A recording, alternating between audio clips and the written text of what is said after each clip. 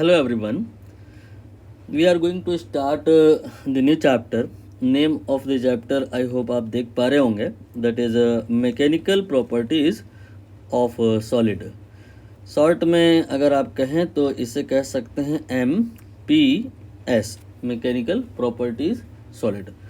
बाकी कुछ जो किताबें हैं इसे दूसरे नाम से भी लिखती हैं. That is elastic behaviour of solid.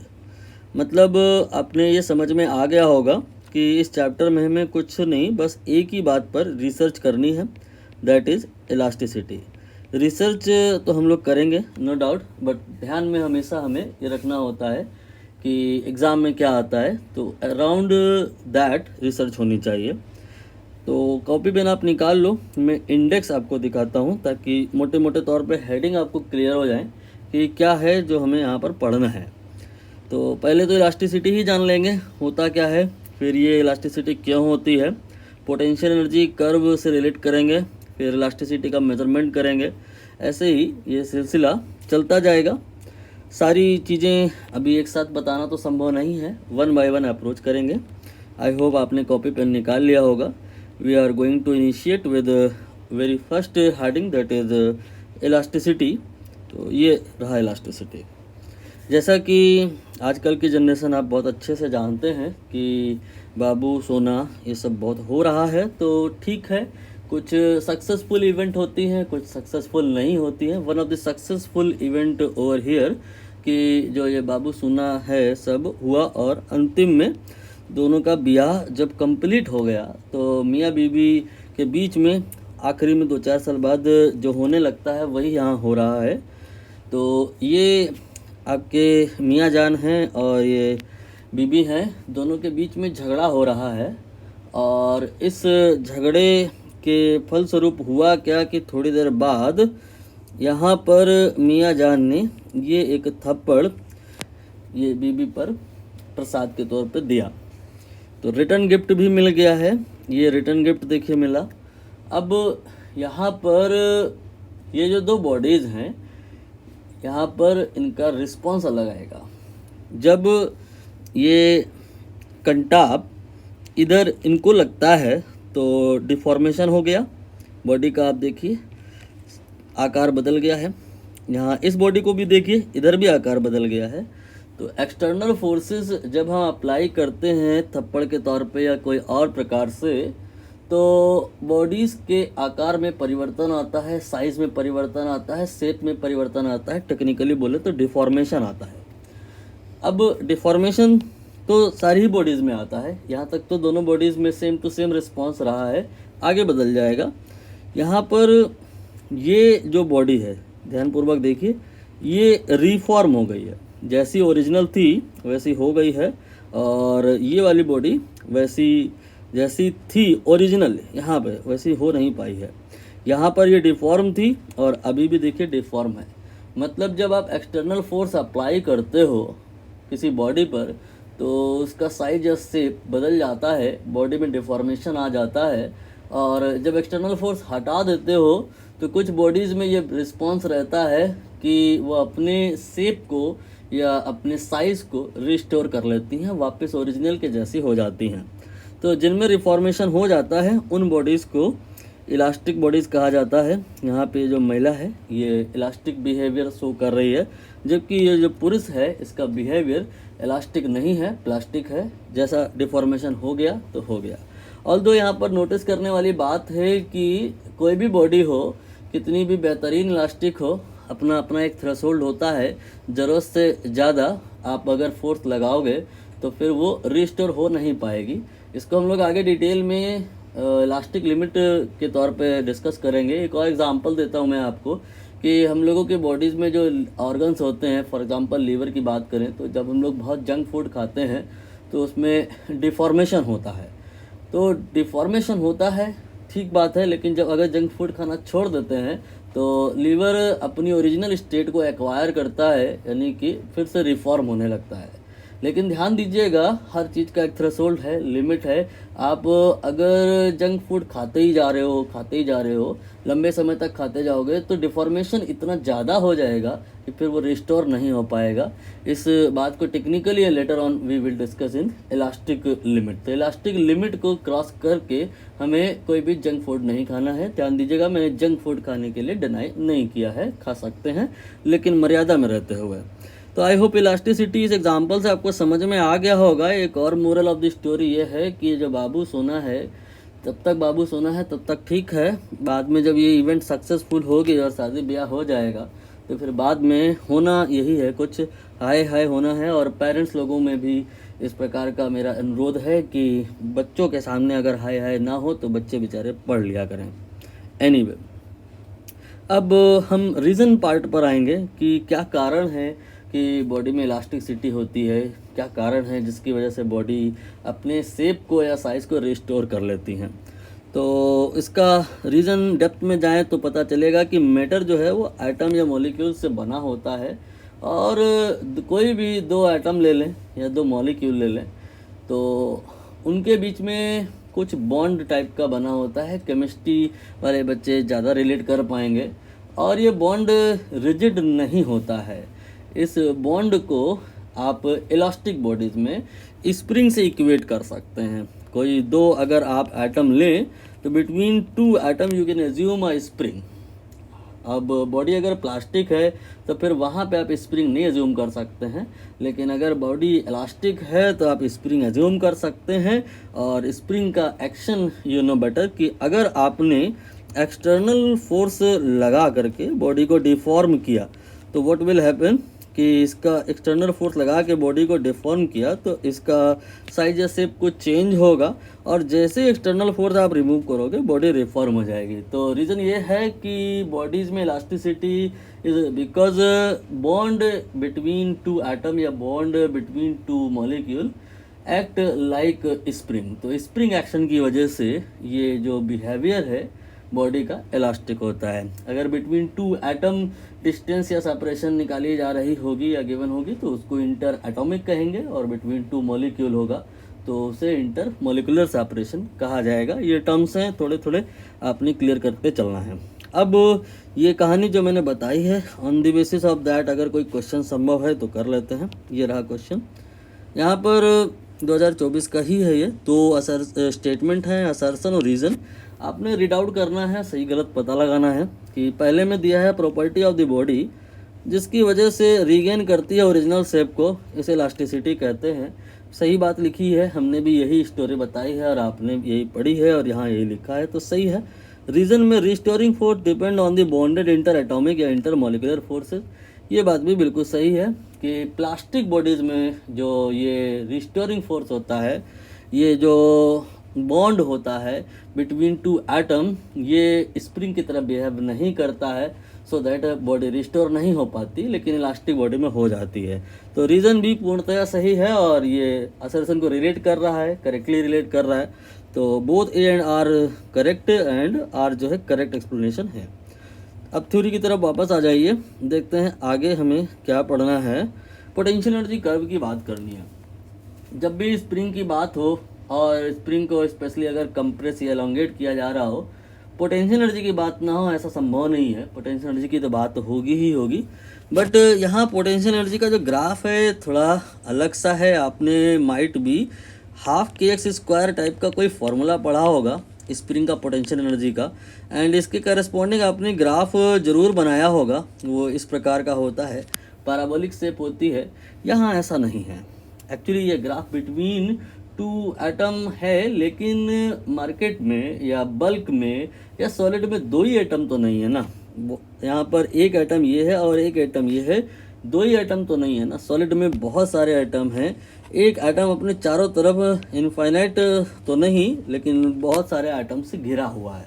तो जो ओवरऑल इफेक्ट है वो इससे हल्का सा डेविएटेड है। ये बात कुछ कुछ वहाँ से रिलेट होती है, आपको दिखाई दे रही होगी। एनर्जी बैंड इन सॉलिड, अभी अगर मेरी बात आपको पैनिक करे तो इग्नोर कीजिएगा।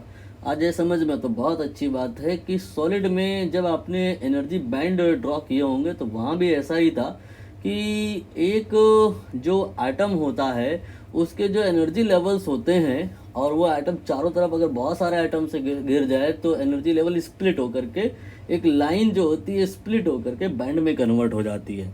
ऐसा ही कुछ इफेक्ट इधर भी है। मोटे तौर पे मैं बताना ये चाह रहा हूँ कि अगर सिर्फ 2 ही एटम होते इंडस्ट्री में या मार्केट में या यू कैन से सॉलिड में, तो निसंदेह ऐसा ही ग्राफ होता अनडाउटली, लेकिन यहाँ 2 है नहीं, इसलिए ग्राफ जो होता है यहाँ पर वो कुछ इस प्रकार का होता है। यहाँ से देखिए ऐसे नहीं जा रहा है, dotted part is not the part of graph, actually graph is like that. तो यहाँ पर आपने समझ आ गया होगा कि सिमेट्री नहीं है ग्राफ में। जो अगर ग्राफ ऐसा ही होता तो सिमेट्रिक ग्राफ होता, बट इधर ऐसा है नहीं, सो ग्राफ इज नॉट सिमेट्रिक। यही असिमेट्री रीज़न है इलास्टिसिटी का। यहाँ पर इस बात से इतना खास क्वेश्चन नहीं आता है, खास क्वेश्चन इस वाले की वर्ड से आता है कि स्लोप 0 होता है कहाँ पे, बिल्कुल वहाँ पर जहाँ पर अस्थायी तौर पर एटम प्रेजेंट होता है। ये वो जगह है जहाँ पर पोटेंशियल एनर्जी लोवेस्ट है, मिनिमम है, लीस्ट है। मतलब आफ्टर ऑल एटम आप इस पोजीशन में मान करके चलेंगे।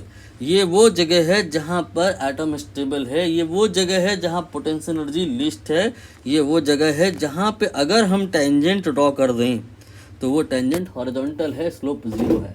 इसका क्या मतलब है कि अगर someone is asking for that value of R, suppose R0, जहाँ पर एटम स्टेबल है, इसको इक्विलिब्रियम डिस्टेंस भी कहा जाता है, equilibrium inter atomic, equilibrium inter molecular, कुछ भी कह सकते हैं, डिपेंड करेगा सिचुएशन में बिटवीन 2 मॉलिक्यूल बात हो रही है या बिटवीन 2 एटम बात हो रही है, दोनों के लिए ही एक जैसा ग्राफ होता है। तो R0 को निकालने के वास्ते हम लोग स्लोप को 0 कराएंगे। ठीक, स्लोप को 0 कराने के लिए क्या करना होता है, स्लोप क्या होता है, dy/dx होता है, डिफरेंशिएशन करेंगे तो स्लोप निकल आएगा और फिर उसको 0 के बराबर कर देंगे। बाकी कुछ लोग तो ऐसे भी समझ रहे होंगे कि जहाँ भी मिनिमा आता है वहाँ पे हमें डेरिवेटिव करना होता है, डिफरेंशिएशन करना होता है और उसको 0 के बराबर करना होता है। इन शॉर्ट यही होने वाला है सारे क्वेश्चन में। अब यहाँ पर ग्राफ की असली पिक्चर तो ऐसी है, लेकिन इसके करस्पॉन्डिंग ऐसी है, इसके करस्पॉन्डिंग जो इक्वेशन होगी वो तो काफ़ी कॉम्प्लेक्स होती है, ना आती है, ना आपको जानने की ज़रूरत है। तो आप पाएंगे क्या कि जितने भी क्वेश्चन आपके इधर उधर मिलेंगे वहाँ पे already potential energy U R के टर्म्स में गिवन रहेगा। U पोटेंशियल एनर्जी R के टर्म्स में empirical relation between U and R एक गिवन रहेगा और पूछा जाएगा R0 बोले तो इक्विलिब्रियम सेपरेशन। इसके लिए करना है कि उसका डिफरेंशिएशन करना है और 0 के बराबर कर देना है। अब हम लोगों ने देखा ये कि ज़्यादातर क्या अभी तक जितने क्वेश्चन आए हैं सारे ही में जो रिलेशन आया है U का वो इसके जैसा है। तो हम लोगों ने इसके लिए एक स्टैंडर्ड रिजल्ट क्रिएट कर लिया है। नेक्स्ट टाइम हम लोग वैसे ही करेंगे और हमारे क्वेश्चन जल्दी होंगे, टाइम सेव होगा। तो U जो है आपका अल्फ़ा R की पावर AN, थोड़ा बड़ा करके दिखा दूँ, अल्फ़ा R की पावर AN, बीटा R की power N plus minus gamma type की शक्ल का अगर है और R0 निकालना है तो क्या करेंगे, आपने कुछ नहीं करना भाई, बस ये जो AN है इस AN को इससे मल्टीप्लाई कर देना है और इस N को इससे मल्टीप्लाई कर देना है और दोनों टर्म को इक्वेट कर देना है। फॉर एग्ज़ाम्पल ये 2 क्वेश्चन हैं, अभी करेंगे तो समझ आएगा, बट जो मैंने अभी बताया वो मैंने ऑलरेडी किया भी है, तो आप समझ लो। AN अल्फ़ा ये मल्टीप्लाई हुआ, ये N बीटा ये यहाँ मल्टीप्लाई करना भूल गया, वो हो गया। नाउ यहाँ पर ये ऐसे का ऐसे ही लिखा रहा, ये ऐसे लिख गया। अब हम लोग इस बात पर 2 इलस्ट्रेशन 2 क्वेश्चन कर लेते हैं, कहानी समझ आ जाएगी। ये देखिए क्वेश्चन पहला, ये आपका 2022 का है। यहाँ पर U जैसा कि आप देख रहे हो कुछ इस टाइप से दिया है और इक्विलिब्रियम डिस्टेंस निकालनी है। तो क्या अप्रोच बताई मैंने कि ये जो 10 है इसे आपने A से गुणा कर देना है, तो 10A हो गया। इसके बाद में अब हम लोग R की पावर 10 लिख देंगे, फिर ये माइनस नहीं है, ये माइनस नहीं लिखेंगे, यहाँ पर इक्वल टू वाला निशान लगाएंगे और 5B के साथ मल्टीप्लाई करेंगे। इसके बाद r की पावर 5 हो जाएगा। ठीक है, इसकी रियल अप्रोच तो वही है, इसका डिफरेंशिएशन करना है, 0 के बराबर करना है, but that will be time taking and shortcut is available, that's why we are following shortcut ना। यहाँ से आगे कहानी बड़ी आसान हो जाएगी, ये r की पावर 5 हो जाएगा और r की पावर 5 ही यहाँ पे जो निकालेंगे तो लेट अस सी कितना आता है। r की पावर 5 इधर रहेगा, इधर तो कैंसिल हो गया है, तो r की पावर 5 का जो वैल्यू आएगा that will B, I think ये कैंसिल होने के बाद 2a/b आएगा, तो r की वैल्यू आ जाएगी 2a/b एंड होल पावर 5। तो आंसर दिख गया होगा, सी ऑप्शन आ जाएगा। दूसरा क्वेश्चन एक और था, वो भी कर लेते हैं, कहाँ पर है, लेट अस सी वो क्वेश्चन। ये आपका दूसरा क्वेश्चन, इसको अब आप स्वयं से करिए। चलिए 1 सेकंड लगेगा, मैं ही कर देता हूँ, शॉर्टकट अवेलेबल है अगर तो समय ज़्यादा नहीं लगेगा, डिफ्रेंशिएशन करेंगे तो थोड़ा सा समय लग जाएगा। बात एक ही है, 10 को आपने अल्फ़ा से मल्टीप्लाई करना है, 10 alpha then divide by r की पावर 10, 5 को इससे मल्टीप्लाई करना है, 5 बीटा डिवाइड बाई r की पावर 5, रेस्ट इज कैलकुलेशन। तो यहाँ ये कैंसिल होगा, r की पावर 5 आएगा और r की पावर 5 की वैल्यू यहाँ से 10 अल्फ़ा, 10 और 5 कैंसिल कर लो जी, तो 2 आ जाएगा अल्फ़ा/b, और r की पावर 5 आप लिखे थे तो r की वैल्यू पूरे का पावर 1/5 आ जाएगा। ठीक है, अब इसे a/b से हम कंपेयर करें तो a एंड b की जो वैल्यूज़ हैं वो 1 एंड 5 पॉसिबल हैं, 2 and 10 भी पॉसिबल हैं, but that will not be prime number, so will take here a equal to 1 and b equal to 5। a की पूछी गई है, 1 आंसर आ जाएगा। ना अगला क्वेश्चन देख लिया जाए सर। अगला क्वेश्चन तो नहीं है, थ्योरी पर बात करेंगे। ये थ्योरी है, हेडिंग है रिलेटेड टू दैट कि मेजरमेंट ऑफ इलास्टिसिटी। इलास्टिसिटी हमें समझ आ गया है कि होता क्या है, बट एक्चुअली इसको मेजर कैसे करें, क्वांटिटेटिवली हमें अब अप्रोच करना है। अभी तक जो हो रहा था दैट वाज क्वालिटेटिव, वो हम लोग थ्योरेटिकल बात कर रहे थे, अब मेज़र करना है। तो इलास्टिसिटी को मेज़र करने के लिए 3 प्रकार के मॉडुलस बनाए गए हैं। इलास्टिसिटी देखिए लिखा भी है, measured in terms of modulus of elasticity which is of 3 kind. ये जो 3 प्रकार के मॉडुलस ऑफ इलास्टिसिटी हैं, ये किस आधार पे, ये इस आधार पे कि आप फोर्स जो ऑब्जेक्ट पे लगा रहे हो, बॉडी पे लगा रहे हो, वो किस प्रकार से लगा रहे हो।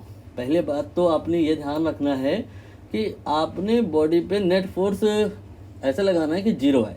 आपने बॉडी पे फोर्स ऐसे लगाना है कि नेट 0 है। Later on we will deal the situation जहाँ पे नेट फोर्स बॉडी पे 0 नहीं होगा, फिर भी मॉडुलस ऑफ इलास्टिसिटी रहेगा बॉडी में, बट अभी प्रेजेंट के लिए हमें बॉडीज़ पर फोर्स लगाने हैं, कुछ इस प्रकार से लगाना है कि उनका नेट 0 है। तो वेरी सिंपल केस कि हम 2 ही फोर्स लगाएं बॉडी पे और दोनों इक्वल हों और साथ ही साथ अपोजिट भी हों। जैसा कि आप देख रहे हैं, पहले ही केस में कहानी ऐसी है कि जैसे मान लो कि ये एक कोई ऑब्जेक्ट है या कोई एक रॉड है, काइंड ऑफ दैट। ठीक, आपने इस पर एक फोर्स इधर को लगाया तो ये आगे जाने लग जाएगी, लेकिन मैंने कहा बॉडी पे नेट फोर्स अभी के लिए ऐसे लगाओ कि 0 आए, आगे न जाए बॉडी, पीछे न जाए, तो दूसरा फोर्स ऐसे लगा दो। 2 equal and opposite forces body पे प्रेजेंट पे लग रहे हैं, ऐसा अगर है तो कोई ना कोई इलास्टिक मॉड्यूलाई यहाँ पर डिफाइन हो जाएगा। अब देखो यहाँ पर जैसे ये क्यूब है, हमने यहाँ पे 2 फोर्स लगाए हैं, इक्वल हैं, अपोजिट हैं, इन दोनों फोर्सेस की लाइन ऑफ एक्शन एक दूसरे से पास हो रही है। तो यहाँ पर जो बॉडी में इलास्टिक मॉडुलस आएगा वो आएगा यंग मॉडुलस।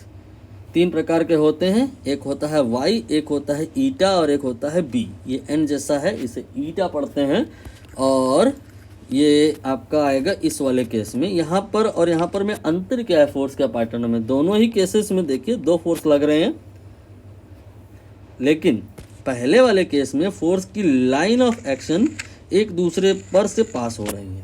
तो किसी भी प्रकार का यहाँ पर बॉडी में मोमेंट नहीं होगा, ना बॉडी ट्रांसलेट करेगी ना रोटेट करेगी, बॉडी में किसी भी प्रकार की टेंडेंसी नहीं है।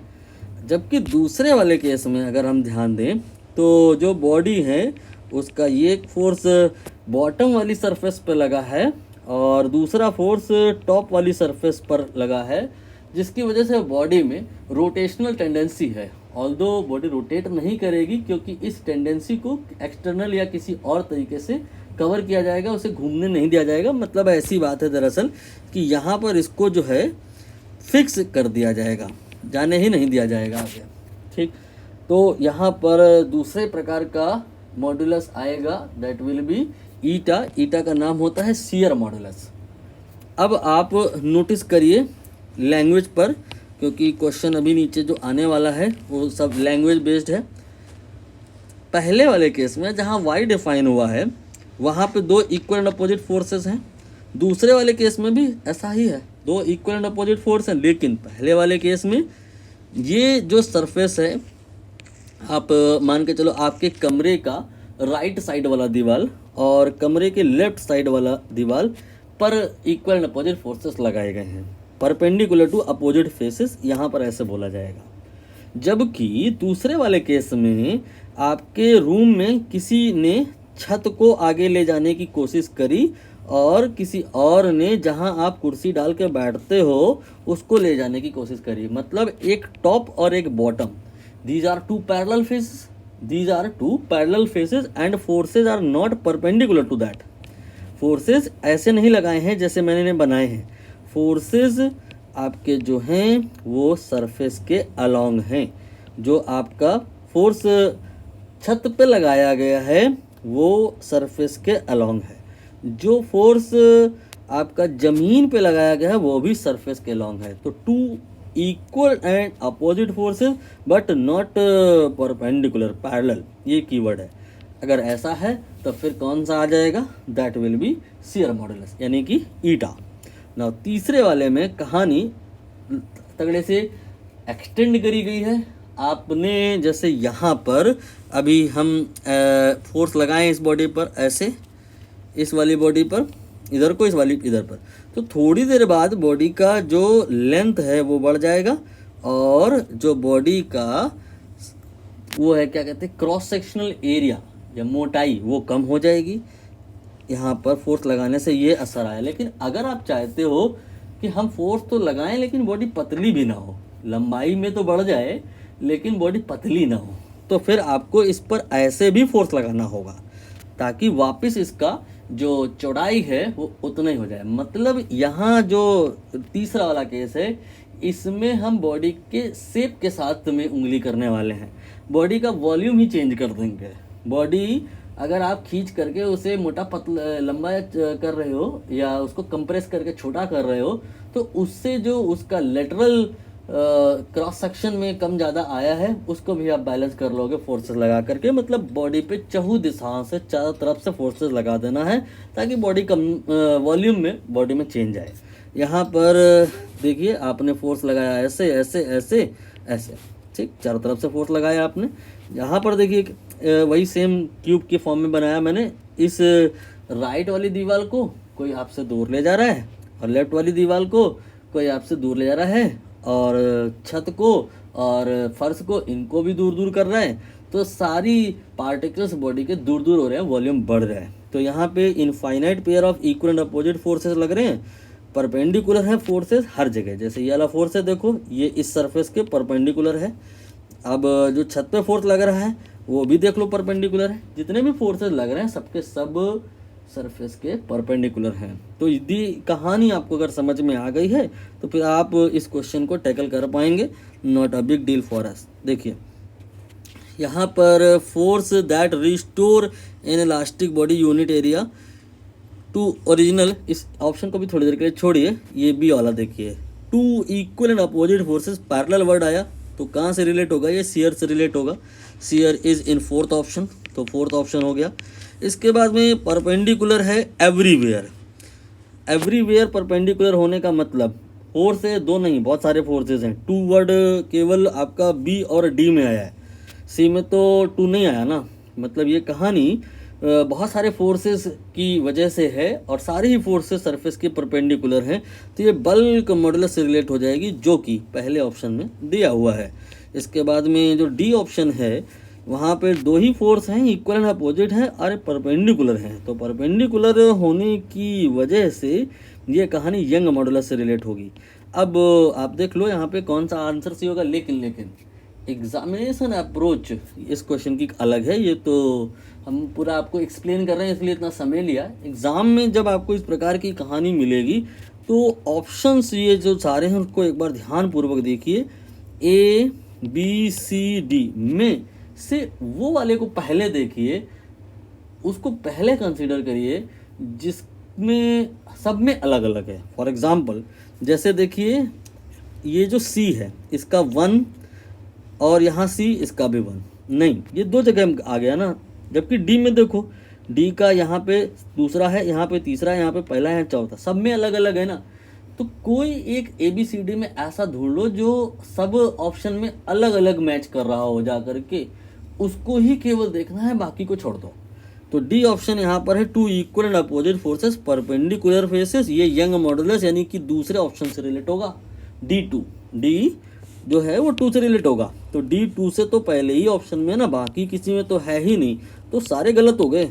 ये ऑप्शन एलिमिनेशन मेथड है, इससे काफ़ी समय बचता है। तो आई होप ये क्वेश्चन भी आपके लिए आसान ही रहा होगा। आगे देखते हैं क्या कहानी है।